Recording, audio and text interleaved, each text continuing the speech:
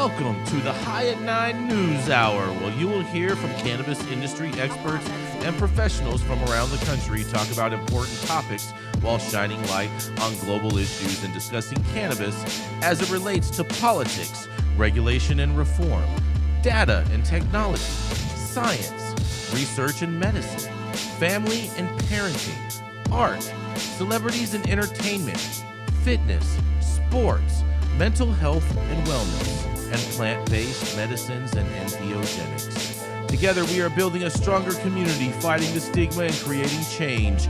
With your hosts, Jason Beck and Rico Lamitte, joined by special industry expert correspondents from around the country, and daily antics brought to you by Cannabis. Coming to you live every Monday through Friday at 9 a.m. Pacific Time and high noon on the East Coast. And thank you all for getting high at 9 with us.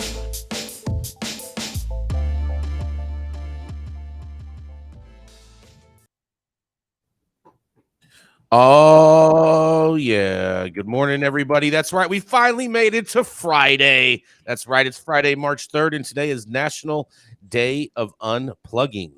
National I Want You to Be Happy Day.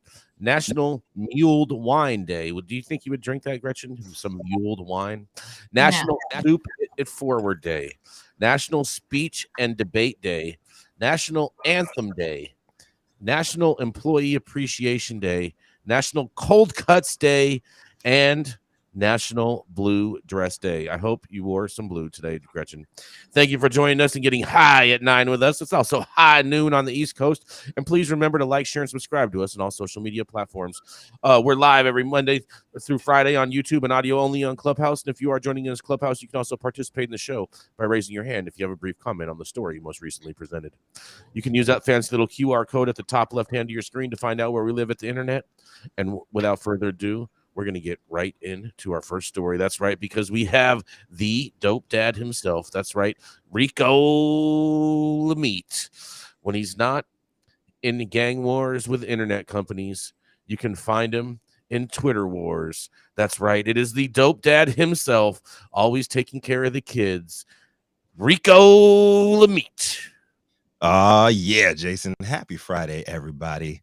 And my story's a little different today. I just want to send out some digital flowers. So on February 15th, High at 9 correspondent Mandy Tingler covered Twitter's ad policy change announcement, allowing cannabis companies utilize the tech giant's platform for the first time ever. A story that sent seismic waves through our and mainstream news circles alike. Notably missing from both the MJ Biz Daily story, Mandy sourced, and Toronto-based MJ advertising agency AdCan's social media and website posts credited by MJ Biz as being the first to break the news was any mention of the person most responsible for arguably the most important policy shift in weed media history, Alexa Alianiello. Had it not been for her tireless lobbying for cannabis to be taken seriously behind the scenes at Twitter's executive suite, the change never would have happened. Until recently, the platform banned cannabis-related marketing, considering the plant is still illegal at a federal level. Thanks to Alianiello's efforts, cannabis companies can now use Twitter to connect with consumers, market their products, share information, and build stronger communities. However, even in states like Colorado and California, where recreational cannabis is legal, they couldn't use the platform as they wished. Though currently on the U.S. sales and partnerships team at Twitter, Alianiello has been at the tech giant since April 2012. Per the article, she shared in a blog post on Twitter's business site that cannabis conversations on Twitter in the United States are larger than the conversation around topics such as pets, cooking, and golf, and as well as food and beverage categories, including fast food, coffee, and liquor. Of course, everybody here on the High at 9 News team agrees, but it's refreshing to hear the words coming from folks high up in the halls of mainstream business world echoing our sentiments. I'm ashamed to say that if it weren't for seeing this honorary Women's History Month piece on Alexa and Herb on herb.com yesterday evening, I wouldn't have even given any further thought to all the headlines we saw the next couple of weeks following the announcement praising Elon Musk for the move instead of the inspiration behind the scenes. So in honor of Women's History Month, I wanted to use my time this morning to send a bouquet of digital flowers out to Alexa Alianiello, the true cannabis hero in this current digital age. And also love to all the women bosses in the industry that far too often get overlooked for their work while male counterparts get all the praise. I'm Rico Lamitte, dopest dad on the street, and back to you, Jason. Love to hear what everybody else has to say about this one. Well, it's about time you people recognize all the ladies in the room. Big shout I'm out just to ladies. saying. A big shout out to the ladies. There is something behind the saying that behind every strong man is a stronger woman. I firmly believe in that one. Right. Stronger. Right. Yes, stronger. Jason Beck, I know you like the strong ladies. I love strong women. That's right. Can you imagine if we had to give birth, Jason? No, I can't, because it's nothing that I'm ever going to experience. I don't even try to play this game. It's a little waste of time. Way more important things to think about. That'd be painful, man. So yeah. I'm just wondering, does this make you question Elon's true love of cannabis, or do you think he just needed a little reminding with the idea from this lady? I don't think he has a true love for cannabis. Like when he was on Joe Rogan, he said that it slows him down and it makes him lazy. So he does not advocate for a cannabis use, even though he did light up that blunt with Joe Rogan. And didn't he say his stock price was going to be at 420? Yeah. You know he's a troll. He's the king of fucking trolls, dude. He is, bro. He is a pretty funny troll. I love his Twitter page. He's getting sued for that too. I think they won that lawsuit though. King of the trolls. I mean, he's a winner. He is the troll king. Right, has he freed hashtag 420 yet? No, he has not. No, he is not. It's still being hated on, being yeah. Well, I mean, silenced. Wants to wrap on that. Like, you want to keep it moving here? Let's keep it running. Shout out to the women. Shout out to the ladies. Oh yeah, man. All right, run so run it. Keeping up to date on the evolving policies of relevant state, local, and federal governments is key to success. When the future of your business is at stake, you need representation as dedicated as you are. With a maze of laws and regulations surrounding cannabis, hemp, and psychedelics, knowing where to begin can be a challenge. Good thing the law offices of Omar Figueroa features a skilled, highly focused team ready to guide you through it all. They're accepting new clients in California and New York. So make sure you check them out at info@omarfigueroa.com.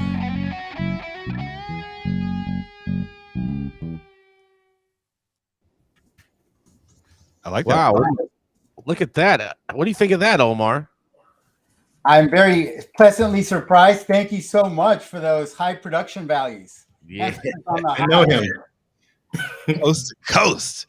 I have to say, I'm a little disappointed. I want to see one of those lawyer commercials where they're swinging the sledgehammer and, busting up cars and going to town for me. That's what I want to see in my attorney. If you're in trouble, make sure you call. Step up your game, Omar. All right. Next one's going to be a jiu-jitsu hip throw. Yes. Hey, that would be good. Yes. Break wrist, walk away. I need you in some American flag Zubas like Rex Kwando. Yes. Let's do it.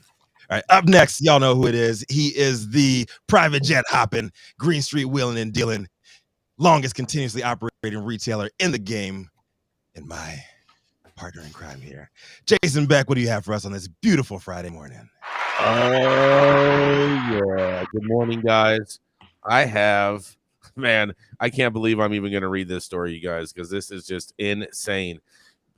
The people, Canada first, they ruined everything. They ruined weed. Now, guess what they're coming for? That's right, your cocaine. Because a Langley cannabis company's approval to make cocaine astonishes a BC premier. A Langley-based cannabis company has caused quite a stir in the BC legislature after it announced it received Health Canada approval to produce and sell cocaine. That's right. The premier says he had no idea it was happening, adding if the federal agency did in fact give the company the green light, it did so without consulting the BC government. In a statement dated February 22nd, Adastra Holdings Ltd says Adastra Labs received approval, in quotes, to include cocaine as a substance that the company can legally process, produce, sell, and distribute on February 17th.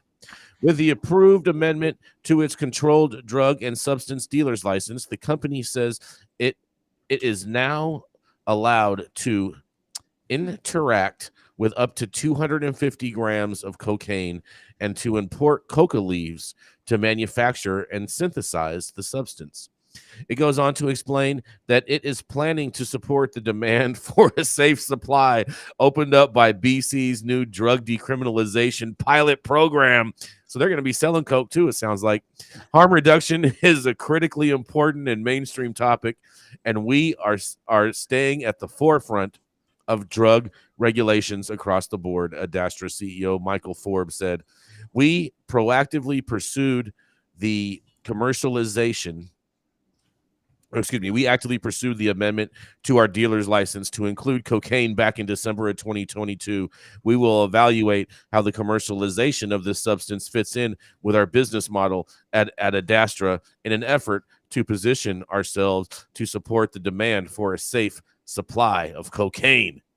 But Premier David Eby says he was astonished by the announcement. In a quote, he says, "I understand that this company is indicating that Health Canada has given them some kind of authorization. It is not part of our provincial plan. And if Health Canada did in fact do this, they did that only without engaging with the province, but without notice to us. So we will get answers from British Columbians about this, and this is not part of our initiative," he said on Thursday. Despite this, the opposition is taking aim at the provincial government. BC Liberal leader Kevin Falcon says the province has effectively commercialized cocaine and legalized trafficking of the drug. Mr. Speaker, Adastra Holdings is a cannabis company that supplies products to 1,400 retailers. Last week, the Langley-based company issued a press release announcing its plans to possess, produce, sell, and distribute cocaine in British Columbia. The release describes Adastra as poised to be a leader in drug development and emerging sectors and at the forefront of the NDP's decriminalization program. The statement further reveals that Adastra intends to, and I quote, evaluate how the commercialization of cocaine fits with the company's business model, Falcon said during question period on Thursday. BC Public Safety Minister Mike Fanworth responded saying the decriminalization pilot program the province is currently monitoring was the result of collaboration between different levels of government to deal with the toxic opioid crisis. What the member has been talking about, I would want to ensure that, first off, it has to be done under the guidance of Health Canada. There are criminal code rules around drugs and the amounts that are there. I suspect, honorable member, that what you're talking about is probably something that has been put in place under the aegis of Health Canada, Fanworth said. And another quote, "What I can tell you is that no, we would absolutely not be supporting the development and the wholesale distribution of legalization of cocaine in the province of British Columbia. What we have is a policy in place that has been developed through a considerable amount of work with Health Canada, with addiction specialists, and with healthcare professionals, and with chiefs of police to ensure that we can have a safer supply for those who are addicted. This is not and has never been about legalizing cocaine or encouraging it for commercial distribution, despite whatever the members reading from the public," Safety Minister added. And under BC's decriminalization pilot, adults will not be arrested or charged, and their drugs won't be seized if they're found in possession of up to 2.5 grams of coke of certain illicit substances. These drugs include opioids, including heroin, morphine, fentanyl, cocaine, including crack and powder cocaine, methamphetamines, and MDMA. The province became the first in Canada to decriminalize possession of small amounts of drugs, and the opposition has long argued the focus should be on treatment and recovery instead. Well, I'll tell you what, this just gives a whole new meaning to the whole product line Cannabumps. I smell a licensing deal in place, but I want to hear what you guys have to say. This is Jason Beck reporting for High at 9 News. I think they should call this BC Blow. How about you? You blow. I like that. Yes. What the fuck? Yeah. I mean, are you gonna go and buy some Canadian cocaine now? I don't know, man. It might be better. Is it gonna be laced with fentanyl? I mean, I don't know if that's on their list of approved substances, but you can get caught with 2.5 grams of fentanyl and not get arrested for it, and they can't even take it from you. Will somebody be lobbying for FDA support of BC Blow? International imports. Dr. Talleyrand, are you with us in there, Clubhouse, Dr. Talleyrand? I mean, he's there. Oh well. All right. Yeah, I'm here. Sorry about that. You caught me in the middle. I'm at a conference today, so there's a lot of activity around. What's going on? Got you. What do you think about this, Dr. Talleyrand? BC has allowed a company to the cannabis company to manufacture, produce, and sell cocaine. Why? Because it's part of their woke policies of woke policy. Hold on. Wait a minute. It's a dark substance. I don't recommend it. I'm a bigger fan of cannabis. I am too. It's traditionally white though. It's not really dark. Anyway, Jason. Anyways, we have Dr. Felicia too just popped up in here. I have a quick question for you, Jason. Is there anywhere in this article where Health Canada says why they allowed this? There is nowhere in there where it says.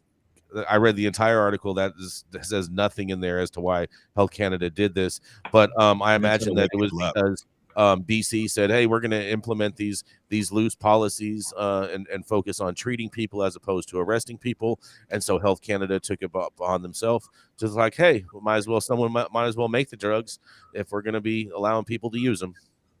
Well, hey, so we're getting clean, regulated cocaine. Yes. I mean. So, they're allowed to import leaves, so I can just see South America is just on fire today.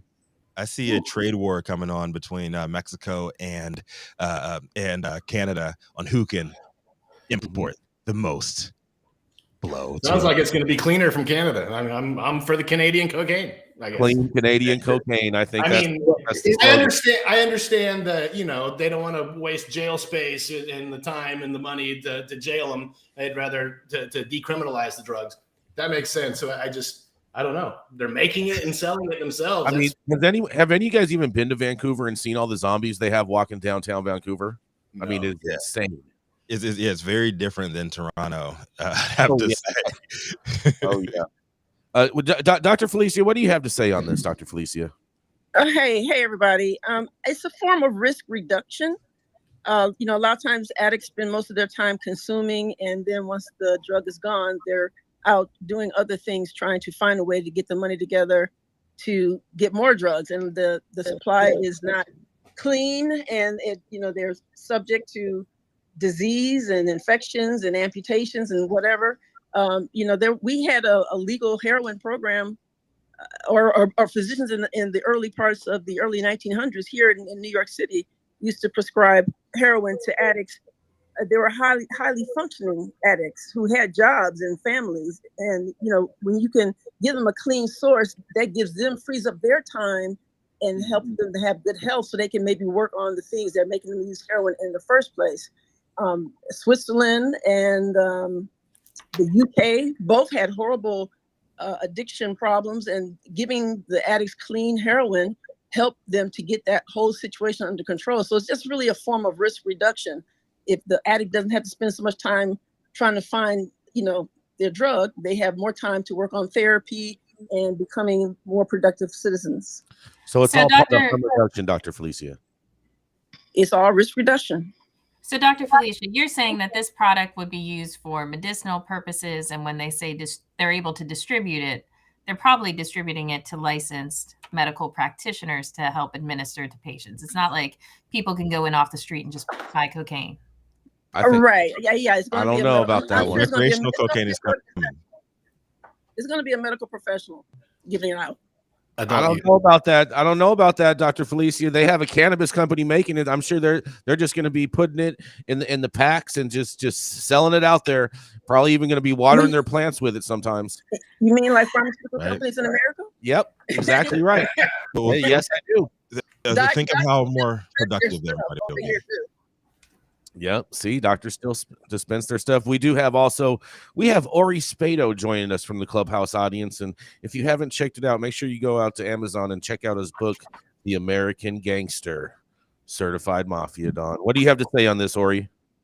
Well, I just come in. I saw you in there, my friend, and I said, let me say hello to Jason, the world's foremost expert on cannabis. You are the man, Ori. Good looking out. Hope you stay tuned and enjoy the show, my friend.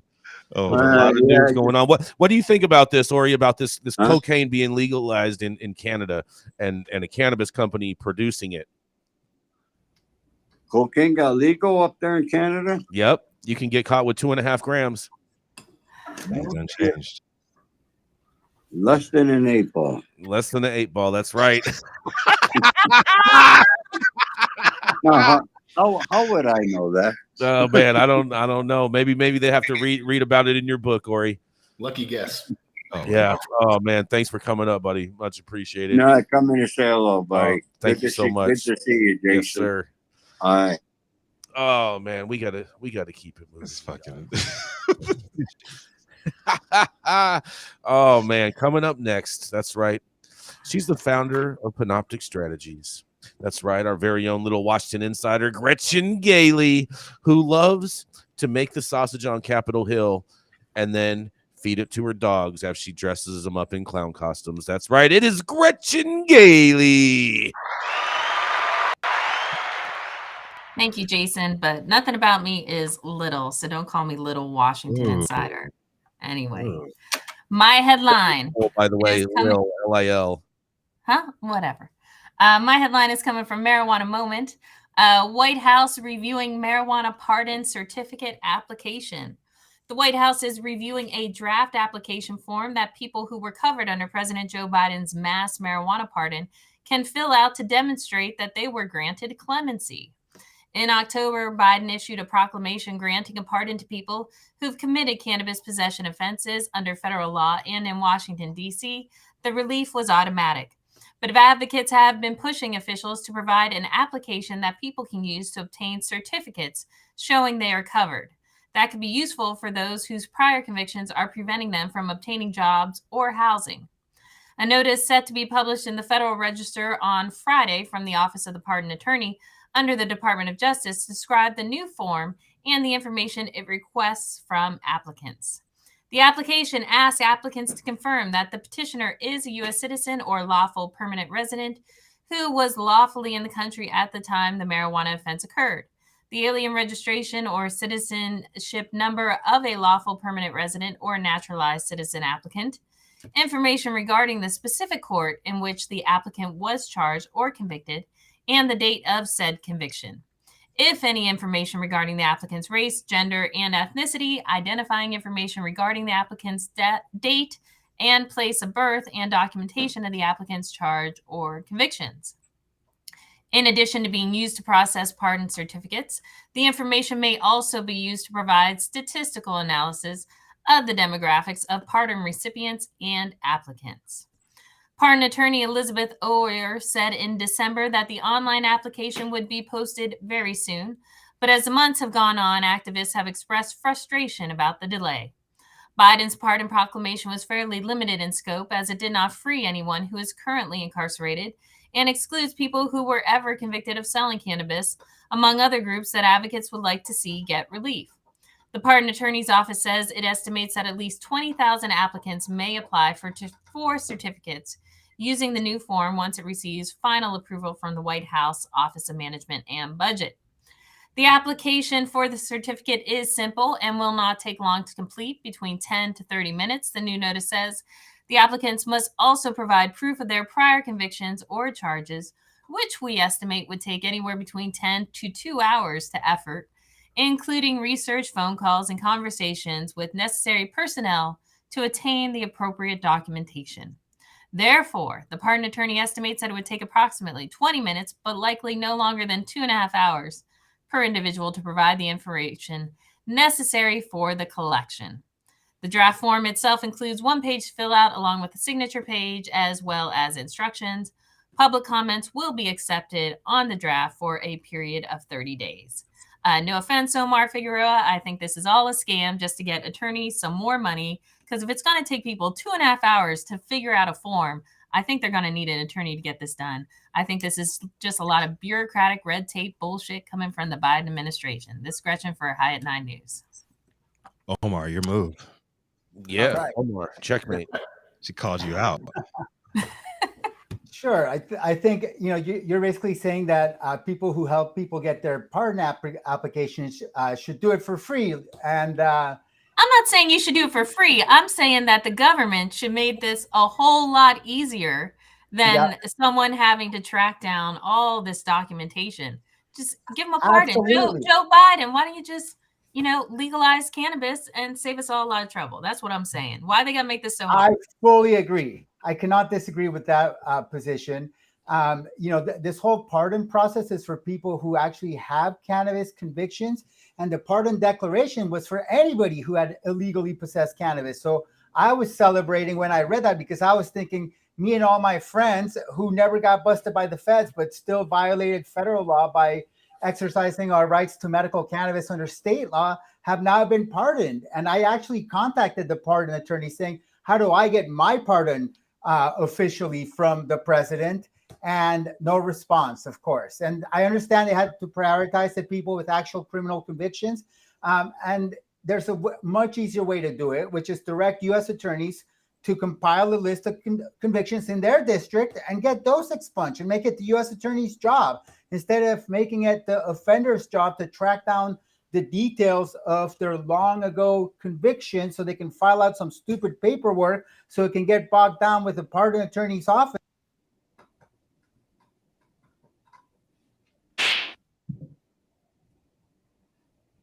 Omar, we lost you. You're on mute. Just when you were getting spicy. I agree with you, Gretchen. Why put it on the so-called offenders when it really should be on the U.S. attorneys? Make it their job. Omar, so you're telling me that the Biden administration fell asleep on your request? I think that the Trump administration fell asleep on my request to legalize cannabis, and Biden came in and had to dunk the ball. That was a pretty good, Omar. That was a good quick little reversal right there. You know what I think would be great, Omar, is since there is a public comment period, I think such an astute attorney as yourself should comment that this should be put onto the U.S. attorneys and not on offenders. They might listen to you. They won't listen to me. Make sure you tell the administration to stop sleeping on cannabis. Joe Biden. Biden needs to wake and bake. Joe Biden. I don't know. I find the whole thing just ridiculous and frustrating. I mean, Joe Biden wants to walk around every other day claiming what a wonderful job he's doing for all these cannabis pardons, but he's just making it as hard as possible. It's just it seems ridiculous. He's demanding the most and he's doing the least, right, Gretchen? Mm-hmm. Typical man. Oh, stop it. Typical man. Well, come on. I'm an ally. You walked into that. You walked into that one, Rico. That one was just too easy. Oh.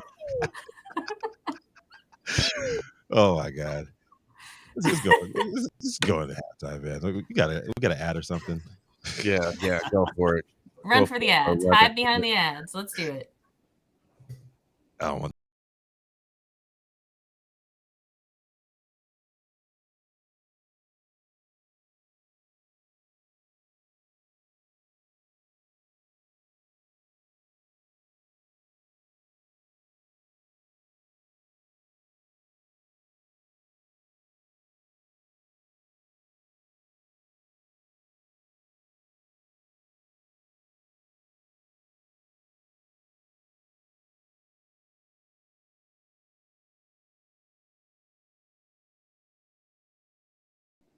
The thoughts, opinions, and shade thrown at High at 9 News are those of the individual speakers and not those of any other speaker or followers. The statements made do not constitute legal or accounting advice and our speakers make no representation regarding the legal status of any substance in any country, area, or territory, or any of its authorities. The views expressed in this room do not establish any fiduciary responsibility or relationship. Our sponsors do not imply or constitute any endorsement by us or the expression of any opinion whatsoever on the part of any speaker on stage. If you are an easily offended person, it's Women's History Month. Do not bring your grievances to Gretchen Gailey. Just don't do it.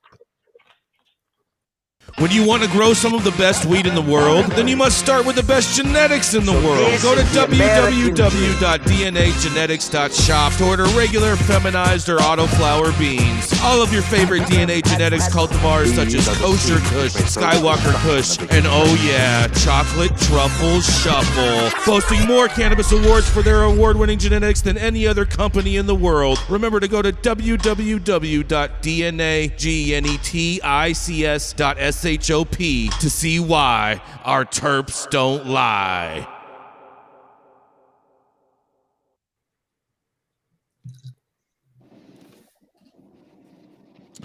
Oh, yeah, that's right. Coming up next, we have Mr. Stone Slade. When he's out walking his horse in Texas, or you could find him hitting the high road, or maybe his high road isn't that high, because he's down there smoking on Delta 8 in the great red state of Texas. It is the man, Stone Slade. Thank you, Jason. No smoking Delta 8, my friend. Anyway, today's story comes out of Minnesota. It's a little bit serious, well, very serious, actually. Suicide's a public health problem. People with major impacts and ways it gets reported and talked about can help. Suicide is the 10th leading cause of death in the U.S. for adults. In 2020 alone, nearly 46,000 people died by suicide, with an estimated 1.2 million attempts. For teenagers, it's the second leading cause of death behind unintentional injuries. This story is about 21-year-old Randy Bacchus. His parents say that he was a fun-loving kid, and they try to teach him what the consequences were to everything, including the cannabis that he started smoking at 15. Keeping in mind, this story is from Fox News. His mother, Heather Bacchus, said, "I really think he did it for social acceptance to fit in." His father added, "He was never an easy kid, but he had a big heart." After high school, Randy Jr. moved from Minnesota to Colorado, where his parents believe his use of recreational high-potency cannabis led him to develop what's known as cannabis-induced psychosis. Randy Michael Bacchus III took his own life on January 17, 2021 in Denver, Colorado. As a teen back in Minnesota, Randy Jr. was caught several times smoking pot in high school. His parents said they made sure that he saw a therapist and went to treatment programs. As a teenager, he was diagnosed with anxiety and depression on top of his previously diagnosed ADHD. Randy told his parents that the cannabis helped with his anxiety, but they were skeptical and told their son they thought he was self-medicating. Then after high school, Randy moved to Colorado. His parents thought that the change of scenery helped at first. Always industrious, Randy started a streetwear fashion company and held down a real estate job. We thought he was doing better. He seemed better. He had two personalities. On one side, it was the one that we saw. The other was the side that he was living. After Randy's suicide, they went through his phone and laptop and found more insight into his life. They found Randy was convinced that he was on the verge of becoming a rap star, and what they described as a rapid descent down a cannabis rabbit hole, vaping, dabbing, blunts, edibles, you name it, all of it, as Fox describes, in sky-high concentrations of THC. In his last 9 months, Randy Jr. became paranoid, grandiose, and irritable, all signs that resemble a condition known as cannabis-induced psychosis, according to his parents.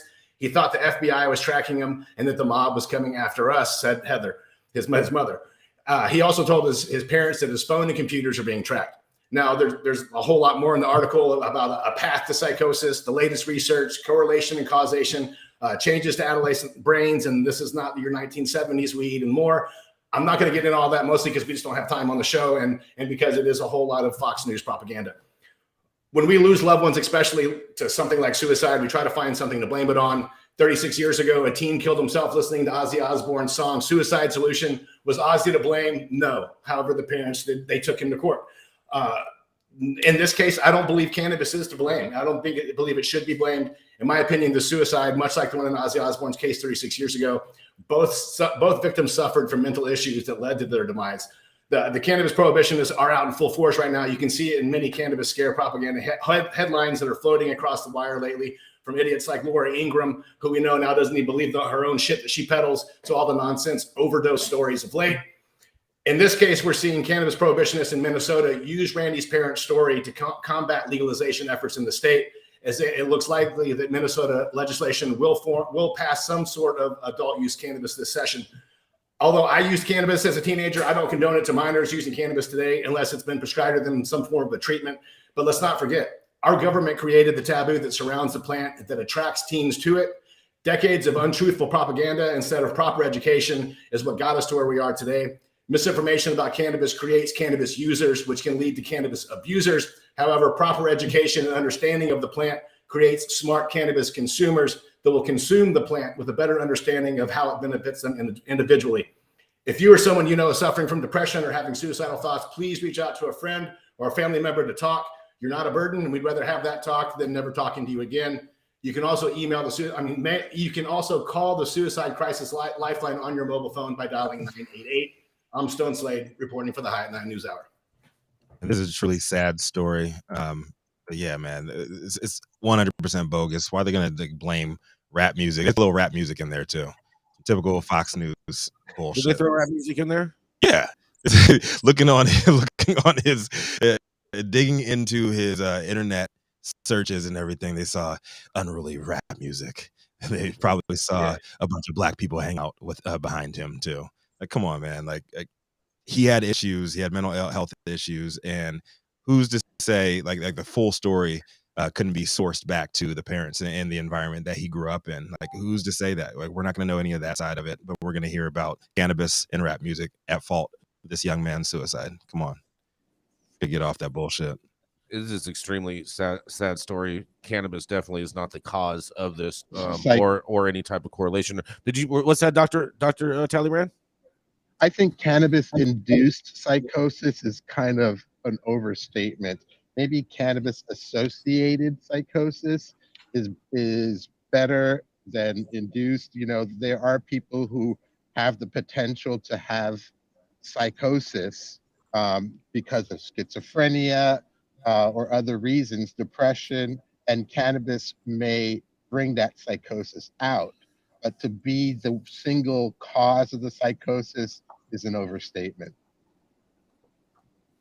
Yeah, man. The causation is not correlation, right?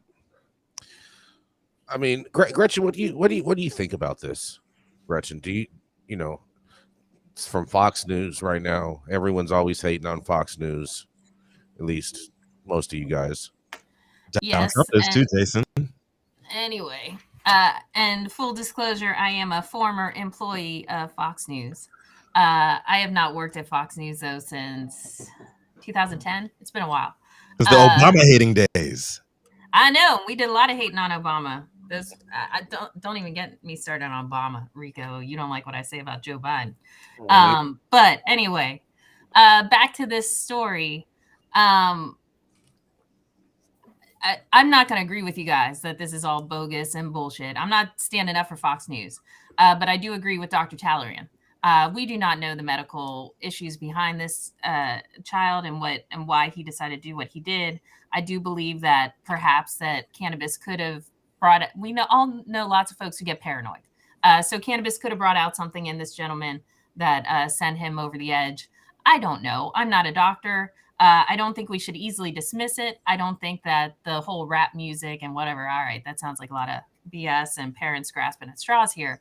But I think we should take the time and look at the science. I think that perhaps there are questions surrounding the use of high concentration of cannabis that we don't know the answers to.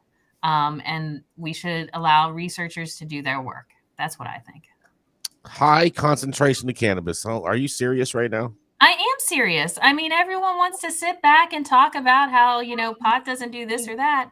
But have we looked at long-term studies of, say, like vape products or dabs and things that give us a much higher concentration than people are used to consuming. No, I we don't know disagree with that. I disagree with that higher concentration.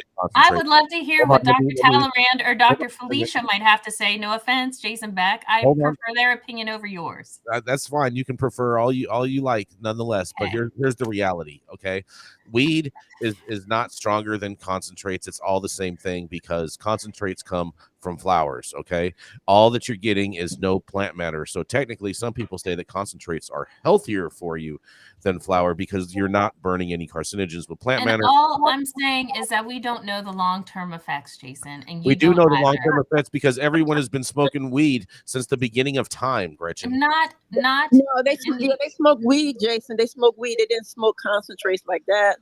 No, they didn't. But Dr. Felicia, they're still intaking the same thing because it all was flower derived. 90% THC through dabs.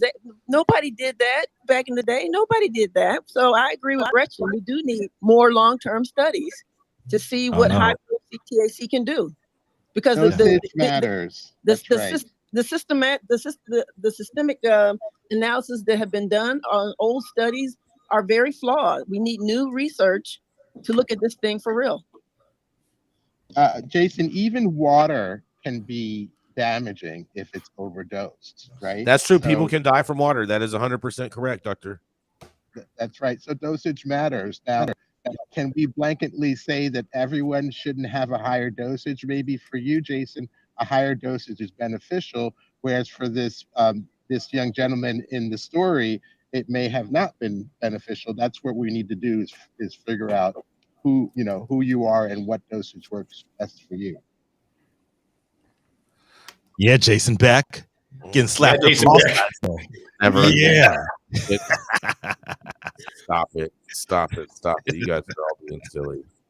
I'm just saying, Jason, that there are times for us to, have fun and poke at the administration and this or that. And then there are other times that we need to be serious as well. I mean, that's a problem with the media all around. They want to go around doing stories and putting out headlines about weed and pot and getting high and everyone having the munchies and stuff. But it's time to be really serious at points and actually look at the science. And as advocates and folks in this industry, we need to be proponents of that. And we need to push for this education. We can't always just sit back and have a good time. And I'm sorry if that's not on your agenda, but I think we need to educate. Just so I'm understanding what you're saying, you're saying is that concentrates and vape pens should not be around because there's not enough studies done. I never said that, Jason. Did not say that. I said that the research needs to happen. Mm-hmm. You're the one who wants to sit there and pretend that this is a miracle plant that does nothing to us at all, that it comes from the earth, it's a plant, so it's perfectly fine. It does, but however, there are solvents involved, there are pesticides involved, there are lots of things involved with making a lot of these products, and the research needs to be done to see how they are having long-term effects on our body, because Dr. Felicia is absolutely right. These are not how we've been consuming for the past 100 years. Consumption habits have changed, and we need to look at it. Oh no! Everybody's gonna die of something, Gretchen. Hash has been around like nearly forever, but they did not have blow torches. Back then. I don't know. They just found that new compartment in the Great Pyramid of Khufu, so maybe they can find some blow torches up there and some dab apparatus. So, Jason, are you opposed to research? No, I'm all for the research, but the research ain't getting done, so the studies are going to keep going on in the streets. I agree with the research 100%. I agree with the doctors, obviously. They know what they're talking about. I just feel like this story, we're looking at parents that grew up in the main, prohibitionary time. Reefer madness. They're looking for an excuse, and cannabis is getting that because they grew up thinking cannabis is the scary monster drug. It had to be cannabis that did this to our poor Randy. It's all cannabis' fault. It's exactly. How many stories are we not hearing about people who commit suicide due to alcohol addiction? Yes. So many people drink themselves to death across the nation, thousands of them every year, and we don't hear their stories because alcohol has been completely normalized. But when somebody uses, cannabis in an unhealthy way, what I got from the comments is that maybe this person was medicating by themselves, or not even medicating at that point. They're just abusing cannabis by themselves in isolation. Sure, bad things could happen to anybody with any substance. Exactly. There is no magic substance that can never hurt anybody. But cannabis is one of the safest ones out there, safer than water. Cannabis is Stone, safer than water, Dr. T. Oh, good Lord. Stone, I am not saying that you're wrong. You're probably dead right on, these parents looking for a scapegoat. All I'm saying is that at some point we need to wake up and look at science. Science needs to back this, not our fears or hopes. We need science. In favor of the concentrate, some patients, some medical cannabis patients tell me they smoke less with the concentrates than they do with the flowers. So I think that's a positive. Yes. See, yeah, that's I'm not saying they're bad. Jason, you love to jump on see every time you think something backs up your bullshit argument. 100% backs it up. Why are you so opposed to some 100%. science, some facts, some truth? I'm not opposed. You've been hanging out with Donald Trump way too long, making believe that if you think something is right, then that just makes it officially right. Come on.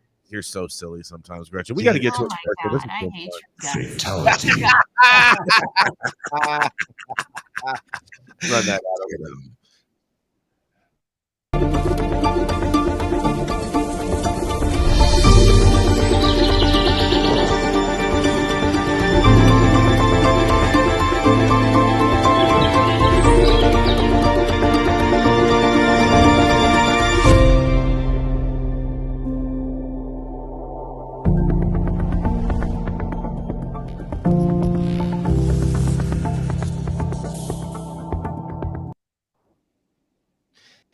Up next, he is a multi-talented and multifaceted attorney and the founder of a bi-coastal boutique cannabis law firm. And if you end up breaking up the rotation, fucking up the rotation, he reserves the right to break the wrist and walk away. Coming to the stage next, you know who it is Omar Figueroa. Thank you, Rico. Remember to tap. Happy Friday, everyone. My story is from Canada Reporter by Joao Chabriga, who happens to be on the chat today. The headline is, Italy Supreme Court rules that growing cannabis for personal consumption is not a crime. In a landmark decision, Italy's Supreme Court of Cassation ruled that growing a small number of cannabis plants in the backyard does not constitute a crime. The decision came in response to an appeal made by a young man who had been accused of possession of narcotics. The Naples Court of Appeal had previously partially revised the initial verdict and acquitted the accused of the crime. The decision, published on February 24th, marks a shift in the Supreme Court's approach to cannabis-related offenses. The judges noted that the defendant was a regular user and that there was no evidence to suggest that the cannabis he was growing was intended for sale or distribution to third parties. Furthermore, cultivation was carried out using rudimentary techniques, resulting in a limited number of plants and a negligible amount of the substance. By applying these criteria, the court confirmed the harmlessness of the defendant's behavior. They acknowledged that the substance found was intended only for personal use, with no indication that the defendant intended to sell or distribute the product. Furthermore, cultivation was limited in scope and carried out using basic methods. This landmark decision sets a precedent for similar cases in the future, recognizes the growing acceptance of cannabis use for personal reasons, and recognizes the minimal risk posed by small-scale cultivation for personal use. The decision was welcomed by drug policy reform advocates who see it as a step towards a more rational and evidence-based approach to drug laws. My take is it's about time. This is great news for people who live in Italy, the country that invented the concept of dolce far niente. The sweetness of doing nothing will be even sweeter as more Italians overgrow the government by growing their own sweet leaf.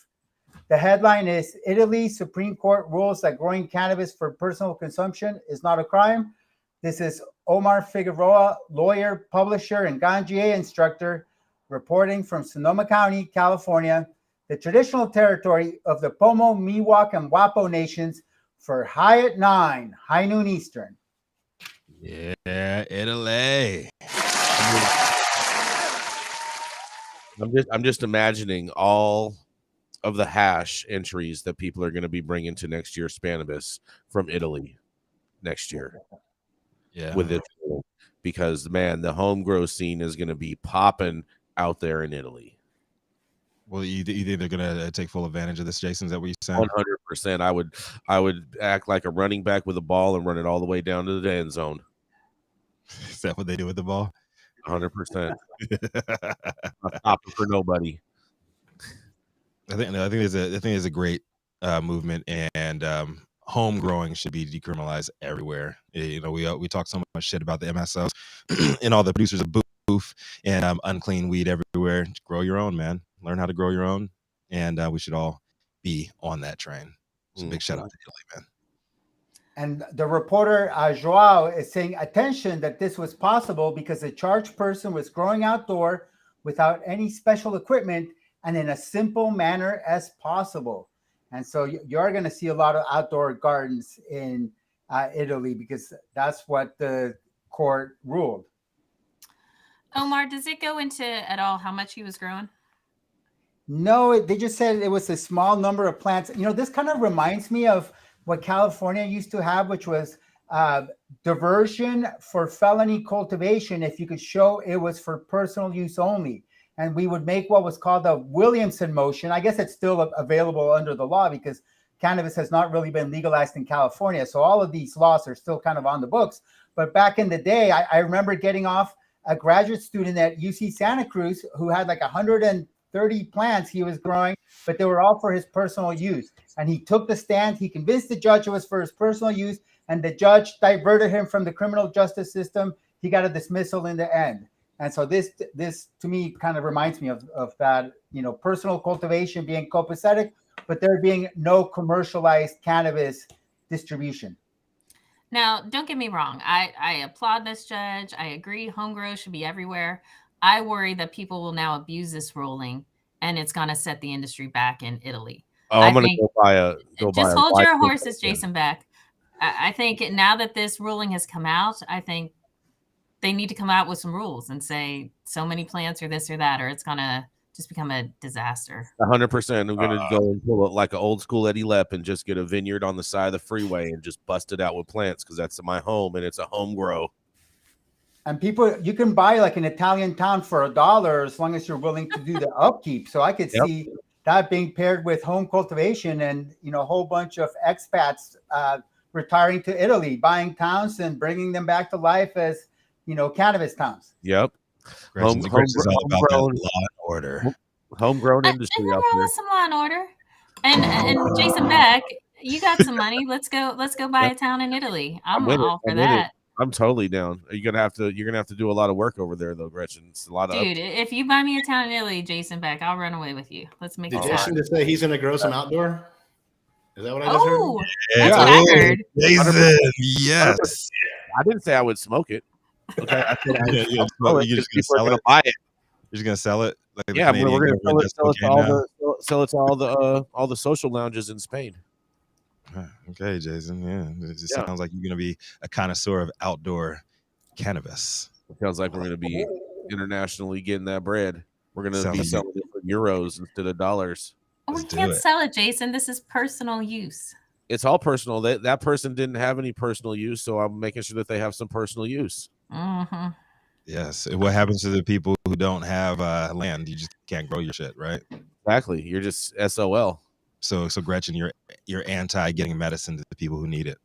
That's what I'm okay, Rico Lamitte, let's go. Where's Dr. Talleyrand? Move on. Next story. Yeah, here we go. Coming up next. This doctor's been around so long, he probably wrote your parents' medical cannabis recommendation. That's right. He is the founder of Medican and co-founder of the CESC, the nonprofit cannabis research organization. That's right. It is coming up next and bringing us home. It is none other than the Dr. Gene Talleyrand. Thank you, Jason. Happy Friday, everyone. Today, I'm reporting for High at 9 News from this year's Emerald Conference.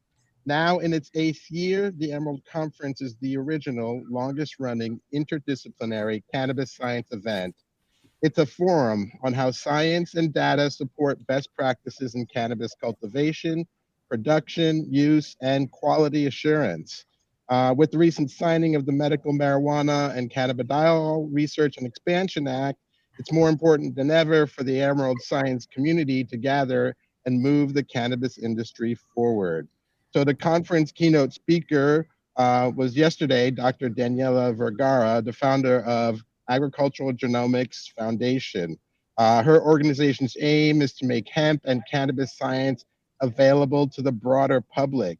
Dr. Vergara's research cannabis genomics at University of Colorado Boulder, and now works for Cornell University's extension program, where her job is to help New York's cannabis and hemp farmers thrive. Yesterday, she spoke of bringing science to smaller growers to help them produce craft cannabis. One of Dr. Vergara's points of emphasis is that cannabis has many genetic types, more than most plants. Although there's a lot of genetic variation, her dream is to study original land races. She also noted that she is skeptical that indoor is better than outdoor. She pointed out the study that demonstrated higher terpene content in outdoor grown cannabis. However, both methods pose challenges. Indoors grown in a controlled environment, but has a lot of environmental costs, while outdoor is subject to crop failures due to the weather, but is less costly to the environment. Other key points in yesterday's talks were converting CBD to Delta 8 THC produces a lot of impurities. So labs need to catch up with the other impurities in there with improved techniques. But Delta 8 THC is chemically more stable than Delta 9 THC. Also, hop latent viroid destroys trichomes and is stunting the growth of cannabis plants by a third of their height. It's found in almost 40% of flowers sold at dispensaries. It's mostly concentrated in roots, but it spreads in both cuttings and seeds. It also spreads by human touch, dead leaves, and even through the water of hydroponic grows. Gummies are tasty, but they are poor vehicles for cannabis.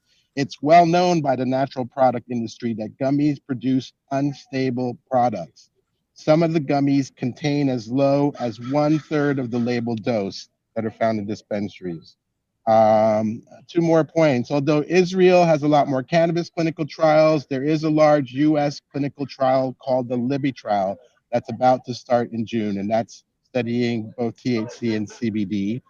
And then another about cultivation. The bacterial environment in the soil around cannabis roots changes drastically when flowers are converting from vegetation to flowering. So nurturing the soil to contain the right bacteria for each growth phase should produce healthier plants. So that's the summary for day one. There's an autism talk today that I'm excited about. There's also a panel on innovation. And this is Dr. Jean Talleyrand with Emerald Conference. If you have any questions about cannabis and science, we are here to answer them. This is fascinating, Dr. Talleyrand. And so, I mean, I'm still not buying that outdoor is better than indoor, because indoor is definitely superior. And I like what Nick's comment had over here, where he says, so why is indoor lettuce considered better than outdoor lettuce? Well, you tell me. I mean, it's really between the people marketing the product and buying the product that there's something that they desire, although there are some people who prefer the outdoor. And I think not just because it's usually lower cost. It may be the terpene profile. I think they just don't have an acclimated palate, Dr. T. And unfortunately, ChatGPT agrees with Dr. T. Damn. Yeah. ChatGPT is woke. Of course he does. Damn. When you think about tomatoes and grapes, does anybody buy indoor tomatoes, indoor grapes? Of course not. I do. Do we know if it's indoor or outdoor? All of my produce tomatoes. says grown indoors. Jason What likes about your everything meat? as Is that grown artificial as indoor? possible. Have you seen it? Are there any talks on THC potency at your conference? No talks this year, mostly on the isomers, THC isomers like Delta 8 issue and impurities and lab testing, but no clinical talks on potency. There is an interesting clinical talk on using multiple cannabinoids, THC, CBD, and CBN, rather than eat any one of them alone for sleep. That I'm also interested in attending. And Dr. T, how long is this conference going for, and where is it exactly? I'm in San Diego at the Lowe's Coronado. And is it, does it end today, or is it going on through the weekend? Yeah, it's a two-day event. 2-day event. 2-day, yeah. We mostly all scientists. It's not, you don't see anybody selling weed or making deals. We're just sitting here nerding out, basically. Do you guys like give like tips for like how to design and wear your lab coats? Maybe you can come next year as a sponsor to do that.